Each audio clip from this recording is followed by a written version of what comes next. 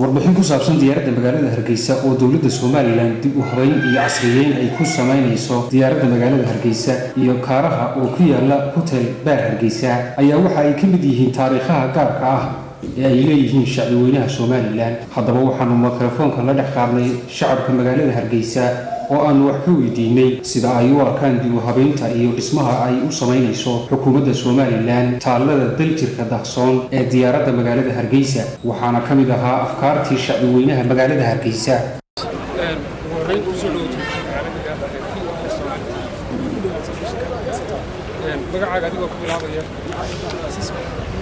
عبد العزيز سيادة أركتها دولة الصوماليلاند ديارتنا مقالة الحديث ديارتنا أنت أنك دكتور ديارتنا إنسانكي مريوتها taasoo muujinaysa xusuusta ilminka haddii naqshadihii iyo laga bedelo yani say u tahalay waxaanway soo kordhinaynin laakiin diyaaradda waxaa la laaban qaabkii hore u tahalay loo daayay taasaan daawadayaal weli waxaaynu ku guda jirnaa warbixintii aan idinka diyaarinay diyaaradda magaalada Hargeysa. ugu horreyn ku soo dhawow telefishinka caalamiga ah ee VOS Somali TV. waan ku dhawahay walaal adigoo ku bilaabaya magacaaga saddexan. magacaygu waa Cabdalla Bidaxo. Cabdullaahi Bidaxo sideed u aragtaa dib u habeynta iyo dayactirka dawladda Soomaaliland ay ku sameynayso diyaaradda magaalada Hargeysa? wallaahi waxaan u arkaa baan ku ri waxa weeyaan horumar magaraasi la gaaray oo maxay toolay waxaan leeyahay waa meel dadku isku wada imanayo oo dadku magaraas ku ilaashanayo weeyaan taariikhi weeyaan. ugu horreyn ku soo dhawow telefishinka caalamiga ah ee VOS Somali TV. ku dhawahay magacaaga saddexan adoo igu bilaabay. waa Cabdinajiib Cismaan Cabdi. Cabdinajiib Cismaan Cabdi sideed u aragtaa in dawladda Soomaaliland dib u habeyn iyo dayactir ay ku samayso diyaaradda magaalada Hargeysa? wallaahi horumar ballaaran baan arkaa way diyaaraddan qarnimo badan bay xambaarsantahay halkankii diyaay xirnimadii bay xambaarsantahay Soomaaliya ka soo dhaaf taasana xambaarsan waa horumar ballaaran. marka soo dhaweynaya aad iyo aad magacaygu waa Guuleed Cabdilaahi Maxamed. dhammaan bulshada Soomaaliland gudaha iyo dalba aad baan u salaamayaa. waxaan leeyahay assalaamu calaykum waraxmatullaahi wabarakaatu. adiguna assalaamu calaykum waraxmatullaahi. salaan kadib waa yahay dawladda Soomaaliland dayactir iyo ballaarin ayay ku samaysay diyaaradda oo ay gacanta imika ku haysaa. sideed u aragtaa in dawladda Soomaaliland ay dayactir ku samayso diyaaraddii? wallahi halkan waxaan ka salaamayaa madaxweynaha Jamhuuriyadda Soomaaliland Muuse Biixi Cabdi, dhammaan dawladda oo dhan oo salaamay shacbiga Soomaaliland oo salaamaya diyaaradda in dib u habeyn lagu sameeyo waa wax aad u wanaagsan. waana xusuustii dalkeena in la xafido oo wanaagsan oo la ilaaliyana way fiicantahay oo dib u habeyn wanaagsan lagu sameeyo way wanaagsan. waa bilicdii bulshada iyo magaalada Hargeysaba. marka aad baan u soo dhaweynay dawladdan waxaan leeyahay hore u socda. ugu horreyn ku soo dhawow telefishinka caalamiga ah VOS Somali TV. aad baan ugu dhaweey walaal. adigoo magacaaga saddexan ku bilaabaya. magacaygu waxa weeye Cabdixakiin Cali Dhakhtar. sideed u aragtaa in dawladda Soomaaliland ay dayactir iyo ballaarin ku samayso diyaaradda magaalada Hargeysa? aad iyo aad baan u soo dhaweynayaa marka hore TV-ga. marka labaad su'aashaadii weydiisay waxaan u arkaa in dayactir lagu sameeyo diyaaradda hawl aad iyo aad muhiim ah oo aad loo sugayay weeyaan. waayo magaalo kasta waxay leedahay astaan bay leedahay. marka Hargeysa astaanteedu waxa weeye diyaaradda. marka in la hagaajiyo la wanaajiyo la qurxiyo meel loo yimaado loo soo daawasho tago aad baan soo dhaweynayaa. midda kale anigu waxaan jeclaan lahaa dawladdana baaqa u diri lahaa waxa weeye inay diyaaradda waxa ka habboonayd magaalada dhexdeeda in la geeyo beer ama meel dalxiis loogu tago dadka oo cashuuro laga qaado oo dadka maaragtay si dawladda dakhli uga soo galo in la sameeyo beer dalxiis ka bacdina diyaaradda taallada looga sameeyo dadku tagaan ay soo booqdaan sida meelaha kaleba ay u leeyihiin aasaaraha qadiimiga in halkana loo sameeyo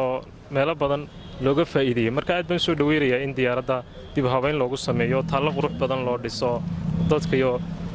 bulshada oo dhan ina soo booqato. aad baan mahadsantahay. bismillaahi raxmaani raxiim. magacaygu waa Maxamed Aan Xuseen. haddii aan ka hadlo dayactirka ay dawladda Soomaaliland ku hayso diyaaradda horta waa arrin aad u wanaagsan sababtoo ah waxa weeyaan waa taariikh wadolma taariikh buu leeyahay. haddii maanta dawladdu garatay naqshaddan imika ay ahayd si ka fiican inay u turjunto waa fikrad aad iyo aad u fiican sababtoo ah madxafkina wuu ku dhow yahay maadaama madxafkina dhammaad yahay diyaaraddina qorsheedii la yar habeeyo la qurxiyo la isku dhawo taariikhdii meel la iskugu keeno oo dadkii ajaanibkina soo booqanaya ay taariikhdeennii meel ka arkaan. runtii waa maskax fiican baa leeyahay arrinka dawladdu waxaan ku hambalyeenayaa aad iyo aad baan u wanaagsantahay. magaaladana bilicdeedana way ka qayb qaadanaysaa dhalinyarada iyo taariikhda iyo dadkan waxba hore ogeyna waa meel ay wax ka ogaan karaan marka arrinta aad bay dawladdu ugu mahadsantahay ugu horrayn ku soo dhowow telefishinka caalamiga ah ee VOS Somali TV waan ku dhowahay adigoo magacaaga saddexan ku bilaabaya magacaygu waa Amiin Maxamed Carab sideed u aragtaa in dawladda Soomaaliland dayactir iyo walaadhin ay ku samayso diyaaradda magaalada Hargeysa horto diyaaradan marka la eego waxay yiraahdaan Soomaaliland marka la eego waa taalooyinka ee wanta ku gaar u leeyahay oo maanta ay kula doodayno Soomaaliya marka taalada markaan anigu boorka arkay sidii loo qaabeeyay ee loo dhisayo markaan arkay waxay la noqotay diyaarad laga meenguuriyay markii hore micnihii ay fadhiday ay lahayd oo waxaan ku doodaynay inay dalka rushaysay ay waddankeena laysay maantana systemkii iyo ujeeddadii xataa dadka ajaanibka inoo yimaada markay soo maraan taaladan dambe marka la arko fahmi maayaan maanta macnaha ay ku fadhido iyo waddanka waxay u leedahay diyaaradda markii hore astaan bay ahayd hoosteeda waxa ku xardhanaa dadkan wixii loo geystay iyo waddankan wixii loo geystay iminkana markaad aragto boorkan dambe macnaha iyo nuxurkii ku fadhiiday inay laga bedelaan nugu qaba kowdhe marka xukuumadda waxaan leeyahay dhaqaalaha taaladan inagaga baxaysa ubadkeena derbijiifka in wax lagu qabto in waddanka wax kale hoos loo eego loo geliyo diyaaradda iyo macnaheedii horena halkeedii hore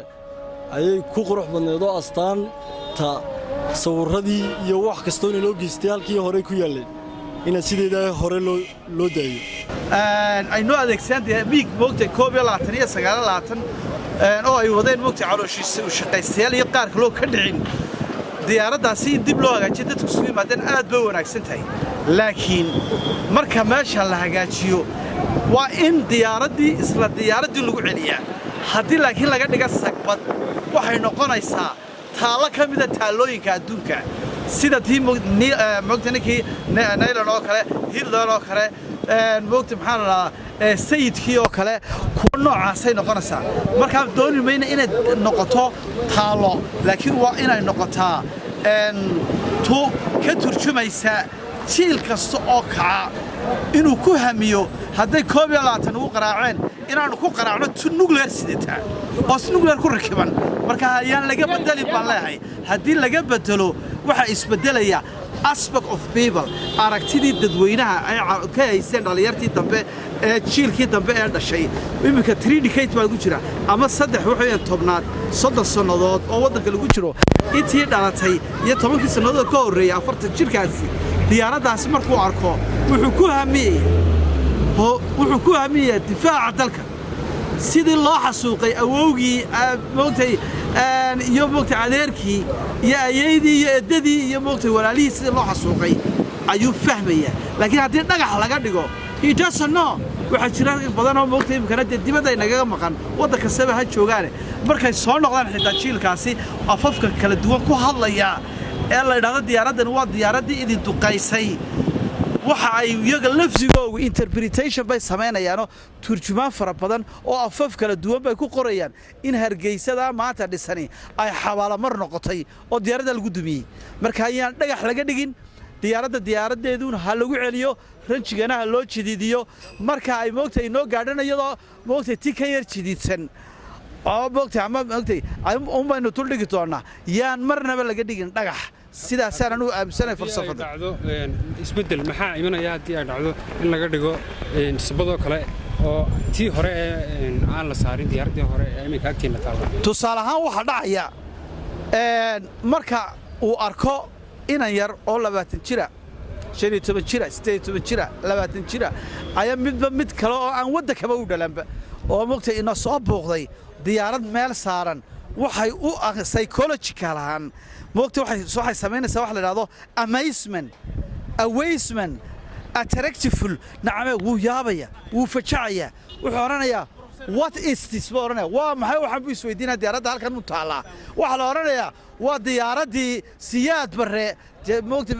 manaxihii uu ku baabiyey hargeysa uu xabaalaha kaga dhigay laakiin haddii laga dhigo dhagax waxa weeye mid ka mida moogtay maxaa la dhahdaa taalooyinka adduunka tusaale ahaan kaara imika laga dhigay moogtay sakbad halkaa dad badani ma daawadaan waay maxay diyaaradda loo soo daawanaya muuse biixo waxaanu ku leenahay isaga iyo dawladdiisa inaad qurxisiin xaq baad u leedihiin inaad badashiin laakiin xaq uma leedino waa tii dadkayga laysay waa tii dadkeena laysay waa tii moogtay maxaa adiga jabhadda moogtay iyo moogtay duurka ku gelisay ee moogtay maxaa ku yeeshay moogtay maxaa timaha weyn marka waxa weeye maanta xasuus qaali ay nagu leedahay diyaaraddan waxa la yiraahdaa diyaaraddaas waxa la yiraahdaa moogtay markaan sidaa u eego anu waxaan aaminsanayba waa tii qarannimada Soomaaliland sababba u ahaydba inaynu goosanno marka waxayeen waa astaanta waa xidigta madow waa dawladnimadii naga gubatay waa dhiigii raggeena iyo dumarkeena waa hantideena inaga baabaday waxa weeyaan xurriyadeennii aynu luminay waa diyaaradda ayaa moogtahay kowka in ay moogtahay xamar iyo muqdisho marnaba isku soo noqonayn marnaba moogtahay maxaa la yiraahdaa aan la midaynayn badh baa yidhahda waqooyi galbeed maxaa la yidhahdaa shashak dowlad goboleed naga dhiga waar dowladdan 26 Juun 1960kii kursiga United Nationka yaala mid kale aan ku darsanaya waa ka Somaliland innagu waxaynu soo saarnaynu soo dhignaa ingiriisku moogtay maxaa la yiraahdaa warqadii uu nagu siiyey iyagu kii Talyaaniga ku siiyay ha keenan waxa kale jira markii aynu caalanka qaadanay UN2 caalanka buluuga ayaa lambar 1 ahayd moogtay nashqada nin kala waa Somaliland ba laga taagay marka waxa weeyaan dawladnimadeena aynu la soo noqonay diyaaradda ba sheegaysa hadalka yaanan badinina yaan la bedelin waxa weeyi waa astaantii qaranka dumisay marka waxa astaantaasi ay noo daayaan aad iyo aad baan u mahadsantiin TV-ga daawadayaal halkaasi waxa aynu ugu dhamaaday warbixintii aan idinka diyaarinaynay diyaaradda magaalada Hargeysa warbixinteena waxa idin la socodsiinayay anigoo ah Mustafa Axmed Samakaab inta aynu ku kulmi doono warbixintan mid lamida waxaan idinkaga tagayaa sidaas iyo assalaamu calaykum waraxmatullaahi tacaala wa barakaatuh